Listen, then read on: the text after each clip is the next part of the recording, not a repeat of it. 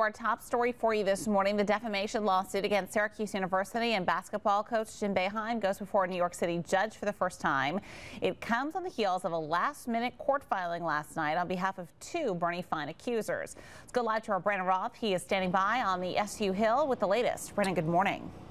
Good morning, Meg. Yes, a very big day down in New York City today. The decision down there could very well determine whether or not that slander civil lawsuit against Coach Boeheim goes forward.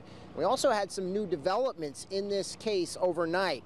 In a last-minute court filing Thursday night, celebrity attorney Gloria Allred requested that allegations that Bernie Fine's wife Lori had sex with SU basketball players be allowed in the lawsuit.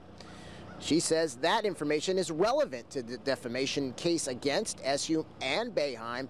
Allred is not expected to be inside the Manhattan courtroom later this morning. Now, the suit was filed on behalf of Bobby Davis and Mike Lang, who claim Boeheim's longtime former assistant coach Bernie Fine sexually abused them for years. The suit says Boeheim slandered Davis and Lang when he initially called them liars who were out for money.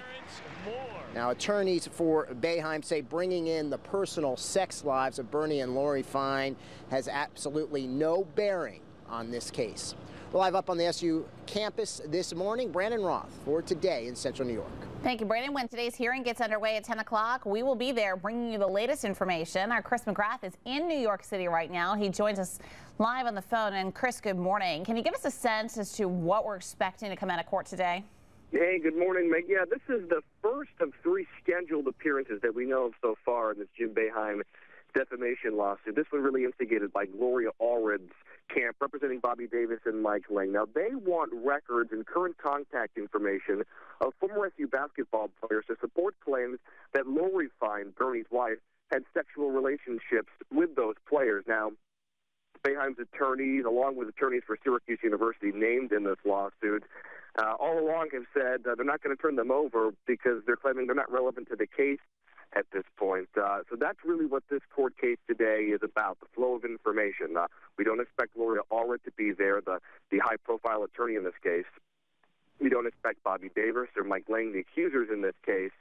We don't expect to see Jim Boeheim here either, but it's really the first time, Meg, that in this lawsuit we're going to see both sides in the same room together with an impartial judge. So something to certainly look forward to at 10 o'clock this morning. Well, Chris, as you know, both the attorneys for SU and Boeheim have filed motions to dismiss this case, saying that no defamation really occurred here because Boeheim was just offering his opinion when he initially reacted to the allegations of abuse against his former assistant coach, Bernie Fine.